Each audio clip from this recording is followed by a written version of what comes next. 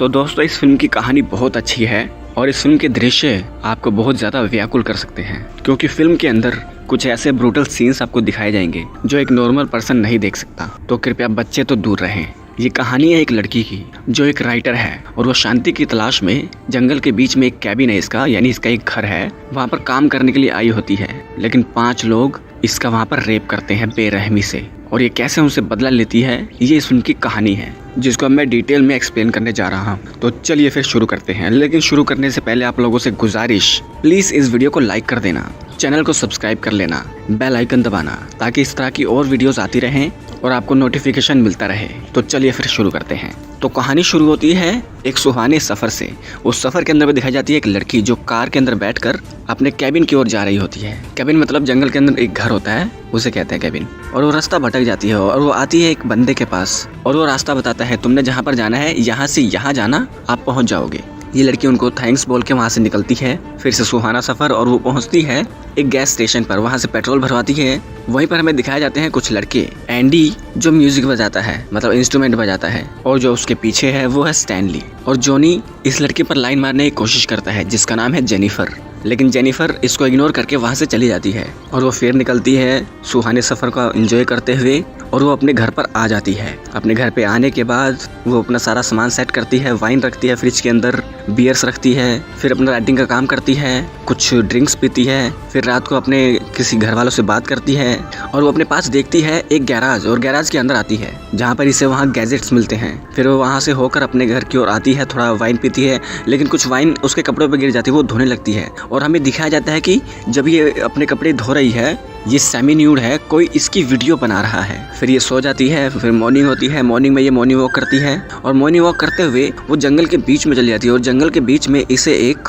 पुराना घर जैसा मिलता है जहाँ पर कुछ गैजेट्स होते हैं, अजीबोगरीब चीज़ें होती हैं। वहाँ से होकर वो अपने घर आती है। अपने घर पर आती है तो देखती है कि इसके जो वॉश बेसिन है उसके अंदर पानी बहुत ही गंदा आ रहा है, और इसका फ्लश भी नहीं चल रहा है। तो फ़ोन करती है प्लम्बर वाले को। प्लम्बर वाला कहता है मैं थोड़ी देर में आ रहा हूँ। और तभी इसका फ़ोन जो है वो टॉयलेट में गिर जाता है। ये उस फ़ोन को खोलकर उसको गर्म करने की कोशिश करती है ब्लोवर से, और फिर प्लम्बर आता है। प्लम्बर इसका सारा काम ठीक कर देता है। एक्साइटमेंट में जेनिफर इसे किस कर देती है, जिसका नाम है मैथ्यू। और मैथ्यू उन चारों का ही दोस्त है, लेकिन ये थोड़ा सा पागल है, मतलब थोड़ा पागल जैसा है, बहुत शाय है। और इधर में दिखाते हैं जॉनी, स्टैनली और एंडी, ये तीनों एक मछली को मार के उसकी वीडियो बनाते हैं। और तभी वहाँ पर मैथ्यू आता है। मैथ्यू कहता है कि मैंने उस लड़की का टॉयलेट सही किया, उसका वॉश बेसिन सही किया, और उसने मुझे किस किया। और तभी हमें पता चलता है कि जेनिफर की वीडियो स्टैनली ने बनाई है, और ये सारे लोग देखते हैं। और तभी इन लोगों की नीयत बिगड़ जाती है, और जॉनी कहता है चलो एंजॉय करते हैं। और यहाँ पर जेनिफर सिगरेट पीती है और सो जाती है। और फिर उसके दरवाजे के सामने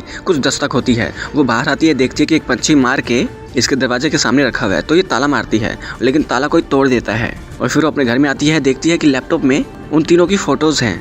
और तभी धीरे धीरे एक एक करके सारे लोग अंदर आ जाते हैं। जेनिफर कहती है प्लीज़ यहाँ से चले जाओ, मेरा एक बॉयफ्रेंड है, मैं उसको बुला लूँगी, पुलिस को बुला लूँगी। लेकिन स्टैनली वीडियो बनाता है और बाकी लोग उसे तंग करते हैं, उसे गंदे गंदे कमेंट करते हैं। जेनिफर कहती है लो मेरे पैसे ले लो, लेकिन मुझे छोड़ दो। जॉनी कहता है जैसा हम कहते हैं वैसा करते रहो, वो मना करती है।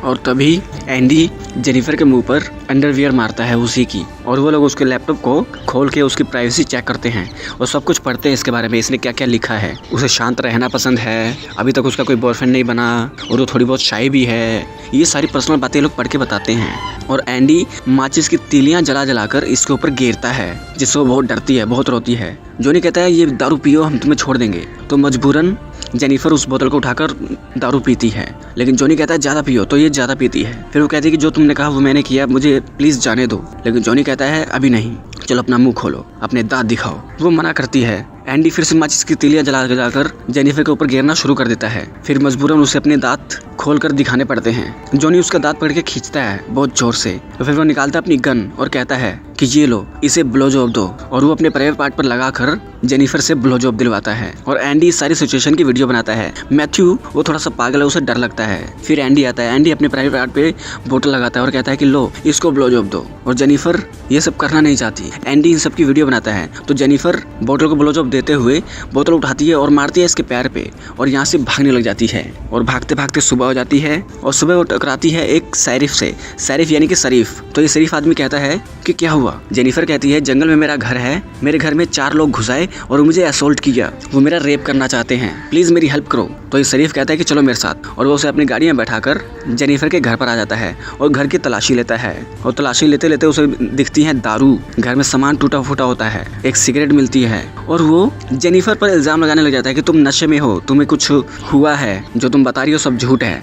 वो उल्टा जेनिफर को कोसने लग जाता है। जेनिफर कहती है अरे मैं विक्टिम हूँ, वो लोग यहाँ पर आए थे, उन्होंने तोड़फोड़ करी है। तो ये शरीफ कहता है मुझे तुम्हारी तलाशी लेनी पड़ेगी, और वो कहता है अपने हाथ ऊपर करो और वो सामने खड़े हो जाओ। और शरीफ इसके बॉडी को टच करता हुआ इसको असोल्ट करने लग जाता है और उसकी गर्दन पकड़ लेता है और कहता है कि मैं एस फकर हूँ। और थोड़ी देर में वहाँ पर वो चारों भी आ जाते हैं और हमें पता चलता है कि ये पांचों के पांचों मिले हुए हैं। उसके बाद शरीफ अपनी गन उठाकर जेनिफर के प्राइवेट पार्ट पर टच करता है। जेनिफर कहती है प्लीज मुझे जाने दो, मैंने तुम्हारा क्या बिगाड़ा है? शरीफ कहता है कि मैं तुम्हें जान से मार दूंगा, जैसा कह रहा हूँ वैसा करो। फिर वो जेनिफर को नीचे से पूरा नंगा कर देते हैं और कहते हैं चलो डांस करो। जेनिफर मना करती है लेकिन ये लोग उसे पीटते हैं और फिर मजबूरन इसको नाचना पड़ता है। और उसके थोड़ी देर बाद 3 लोग जेनिफर को पकड़ लेते हैं हाथ पैर और मैथ्यू को कहते हैं चलो इसका रेप करो। और मैथ्यू जोश में आकर जेनिफर का रेप करता है और जेनिफर को बहुत दुख होता है, उसकी गर्दन दबा कर उसको मारने वाला होता है, लेकिन थोड़ी देर बाद ही वो उसे छोड़ देता है।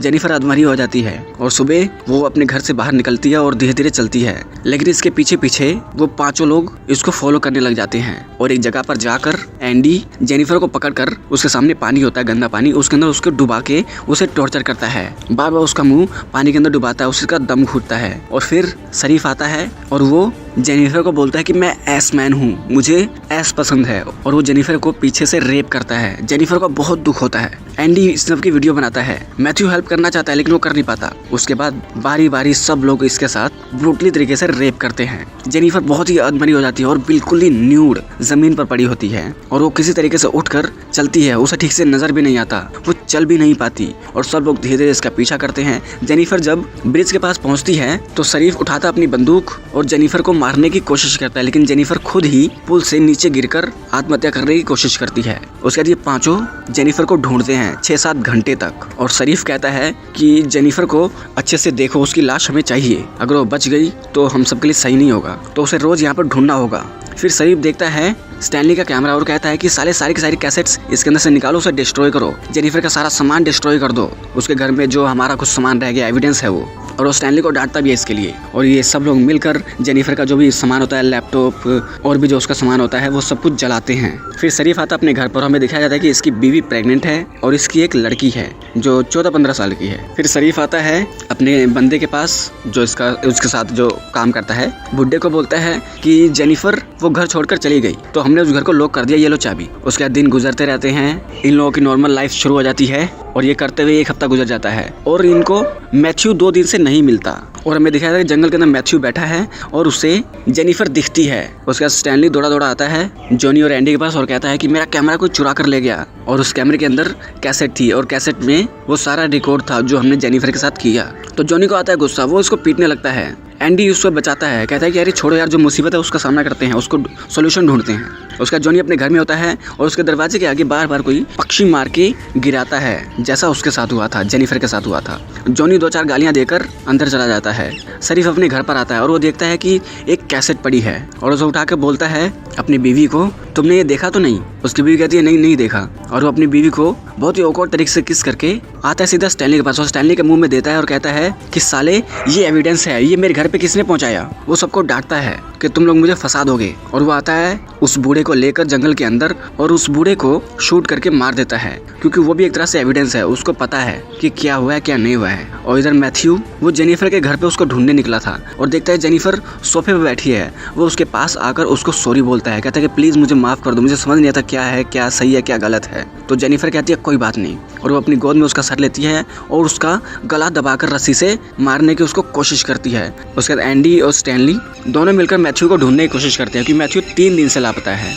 ढूंढते ढूंढते एंडी वो जंगल के बीच वाले घर में आ जाता है और वो देखता है कि यहाँ पे कोई रह रहा था। सारी चीजें ताज़ा पड़ी हैं, कुछ बिखरा हुआ पड़ा है। और बाहर स्टैनली वो देखता है जेनिफर को। जेनिफर स्माइल करती है। स्टैनली उसकी तरफ बढ़ने लग जाता है और उसके पैर में एक ट्रैप लग जाता है जिससे उसका पैर कट जाता है। उसके पीछे से भागा भागा एंडी आता है और एंडी के पीछे से जेनिफर एक डंडा मार के उसे बेहोश कर देती है और फिर वो स्टैनली को आकर बेहोश कर देती है। उसके बाद हमें दिखाया जाता है जेनिफर ने एंडी को इस तरीके से बांध रखा है, एक चेयर पे उसकी टांगे बांधी हैं, नीचे टब है, बाथ टब, उस पे लटका के 2 डंडे, एक डंडा उसके पेट पे, एक डंडा उसकी छाती पे रख के उस टब को पानी से भर रही है। और दूसरी ओर स्टैनली को वीडियोस बनाने का शौक है। जेनिफर ने इसको बांध दिया है और उसकी वीडियो बना रही है और कह रही है कैसा लग रहा है तुम्हें, एंजॉय द मोमेंट। मतलब जैसा इसने इसको बोला था वैसा ये जेनिफर इसको बोलती है। स्टैनली कहता है प्लीज मुझे छोड़ दो, मुझे जाने दो। जेनिफर कहती है तुमने मुझे जाने दिया था। और वो अपने बैग से निकालती है एक सड़ा हुआ चूहा और वो उसके मुंह में घुसा देती है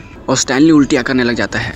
जेनिफर कहती है क्या अच्छा नहीं लगा, चलो ये अच्छा लगेगा। और वो मछली पकड़ने वाला कांटा उठाती है और वो घुसाती है इसकी पलकों में और दोनों पलकों में घुसाकर उसको खुला छोड़कर धागा पेड़ के पीछे बांध देती है। और वो आती है एंडी के पास और उसको बोलती है कि अच्छा लग रहा है ना, एंजॉय करो। एंडी कहता है फक यू। जेनिफर कहती है कि वो तुम पहले ही कर चुके हो, अब मेरी बारी है। और वो वैसे ही उसको टॉर्चर करती है जैसे एंडी ने इसको किया था, पानी में डुबा डुबा के बार बार। फिर उससे माफ़ी मांगता है प्लीज़ मुझे माफ़ कर दो। और फिर वो आती है स्टैनली के पास और स्टैनली को कहती है कि अच्छा लग रहा है ना, चलो थोड़ा सा और मज़ा करते हैं। और एक मछली का पेट काट के उसमें मलवा निकाल के इसके मुंह पे लगाकर चली जाती है और आती है एंडी के पास और एंडी को फिर से टॉर्चर करती है। और इस बार वो पानी के अंदर कुछ मिला देती है जिससे वो पानी जो है तेज़ाब बन जाता है। और जैसे ही एंडी अपना थोड़ा सा फेस पानी के अंदर डालता है उसका फेस जलने लग जाता है। वो पानी एक तरह से तेज़ाब बन चुका है। उसके बाद जेनिफर उसके छाती पे जो डंडा लगा था उसको खींच लेती है और एंडी अपनी बॉडी को पानी के अंदर जाने से रोक ही नहीं पाता। और दूसरी ओर स्टैनली को काटने के लिए वहाँ पर कौवे आ चुके हैं और वो स्टैनली को नोचने लग जाते हैं। इधर एंडी बुरे तरीके से उसका फेस जल जाता है, वो मर जाता है और स्टैनली भी वो मर चुका था। कौवे उसकी बॉडी को नोच नोच कर खाते हैं। उसके बाद जेनिफर एंडी को उठाकर देखती है, उसका फेस बिल्कुल ही सड़ चुका है। और फिर वो आती है जॉनी के पास और जॉनी को एक सरिया मार के उसे बेहोश कर देती है। उसके पैर बांधकर, उसके हाथ बांधकर, उसका मुंह बांधकर लटका देती है और आती है उसके पास। जॉनी से गंदी गंदी गालियां देने लग जाता है तो जेनिफर एक प्लास उठाकर इसके सारे के सारे दांत निकाल देती है आगे के और कहती है कि तुम्हें मेरे बॉयफ्रेंड से मिलना था ना, ये लो। और वो निकालती है गन और कहती है कि ये मेरा बॉयफ्रेंड है, चलो इसे बीजे दो। और वो उसके मुंह में डालकर अपनी गन को अपने बॉयफ्रेंड को बीजे दिलवाती है। उसके बाद भी जॉनी की अकड़ नहीं जाती, वो इसे फिर से गालियां देता है गंदी गंदी। जेनिफर उठाती है एक बड़ा सीजर और वो उसका प्राइवेट पार्ट काट कर इसके मुंह में घुसा देती है। उसके बाद जॉनी की हवा टाइट होती है और जॉनी यहाँ पर तड़प तड़प कर मर जाता है। और फिर शरीफ को उसके घर से फोन आता है। उसकी बीवी फोन करती है कि तुमने हमारे पास कोई टीचर भेजी है क्या। शरीफ कहता है जरा फोन देना। तो फोन लेती है उसकी बेटी और कहती है कि ये बहुत अच्छी टीचर है, मैं इसी से पढ़ूंगी। शरीफ कहता है जरा उसको फोन दो और जेनिफर फोन लेकर कहती है कि सर मुझे आपका घर मिल गया है, मैं आपकी बेटी को जरा पार्क में घुमाने ले जा रही हूँ। तो शरीफ के फटके 4। शरीफ भागा भागा आता है पार्क के अंदर और पार्क के अंदर अपनी बेटी को ढूंढने लग जाता है और वो फिर गाड़ी में आकर बैठता है। पीछे से जेनिफर इसको डंडा मार के बेहोश कर देती है और फिर उसको इस तरीके से बांधती है। सामने एक टेबल होता है, टेबल पे उसका चेहरा होता है, उसके पीछे एक कुर्सी होती है और इसको कोडा करके उसके पिछवाड़े में गन लगाई होती है। और फिर वो जेनिफर से माफ़ी मांगता है, प्लीज़ हमें माफ़ कर दो, हमने बहुत गलत किया तुम्हारे साथ, लेकिन मेरी बेटी मासूम है, भोली है, इनोसेंट है, प्लीज़ उसे छोड़ दो। लेकिन जेनिफर कहती है भोली, मासूम, इनोसेंट तो मैं भी थी, मैंने तुमसे इतनी रहम की भीख मांगी, लेकिन तुमने क्या कहा, मैं ऐस फकर हूँ, मुझे ऐस पसंद है। और वो उठाती है गन और उसके पिछवाड़े में, उसकी पुंड में घुसाते हुए उसी की तरह एक्टिंग करती है जैसे ये एक्टिंग कर रहा था, डीप डीप डीप। और इसे बुरी तरीके से इसके साथ ऐसा ही व्यवहार करती है। और फिर वो एक रस्सी दरवाजे में फंसाती है और उसे गन के ट्रिगर में बांधकर रस्सी ले जाती हुई मैथ्यू के हाथ में बांधती है। और वो शरीफ को बोलती है कि देखो जब मैथ्यू उठे उसे कहना कि हिले मत, वो हिलेगा तो गन चल जाएगी जिससे तुम मारे जाओगे। शरीफ कहता है प्लीज मुझे माफ कर दो। जेनिफर कहती है कि तुमने मुझे माफ किया, तुमने मुझ पर थोड़ा सा तरस खाया, दया करी। ये कह के वो बाहर आकर बैठ जाती है एकदम मायूस, उदास, डिप्रेशन में। और अंदर मैथ्यू होश में आता है और वो पैनिक करने लग जाता है शरीफ को अपने सामने बैठा देखकर, और वो अपने हाथ हिला देता है। हाथ हिलता है तो ट्रिगर दब जाता है, जिससे गोली फायर हो जाती है और गोली शरीफ के बुंड में से होती हुई मुंह से बाहर निकलती है और मैथ्यू के सीने में लगती है और ये दोनों मर जाते हैं। गन की आवाज़ सुनकर जेनिफर खुश होती है और यहाँ पर ये फिल्म एंड हो जाती है। तो दोस्तों इस फिल्म का एक पार्ट और है, लेकिन उससे पहले जो सेकंड पार्ट है उसमें किसी और की कहानी दी जाती है और थर्ड पार्ट में यही स्टोरी कंटिन्यू होती है, जिसको मैं बहुत ही जल्द अपने चैनल पर एक्सप्लेन करने वाला हूं। तो अगर ये वीडियो अच्छी लगी हो तो इस वीडियो को लाइक कर दे, चैनल को सब्सक्राइब कर दे, बेल आइकन दबाएं, ताकि अगली बार हम कोई वीडियो डालें आप लोगों के पास उसका नोटिफिकेशन आ जाए। तो मिलते हैं आपके साथ अगली वीडियो में, तब तक के लिए नमस्कार।